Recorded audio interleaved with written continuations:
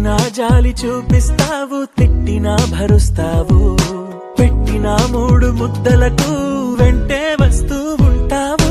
బంధాలకు భాషెందుకు కావాలి భావాంతరం, అయినోళ్లతో పోలిస్తే నీదే పెద్ద గుణం. ఓ చార్లీ వెళ్ళకు ఎప్పుడు దూరంగా ఉండై నాతోనే, ఇలగిలగా వెలుగే వచ్చింది నవ్వుల మెల్లగా.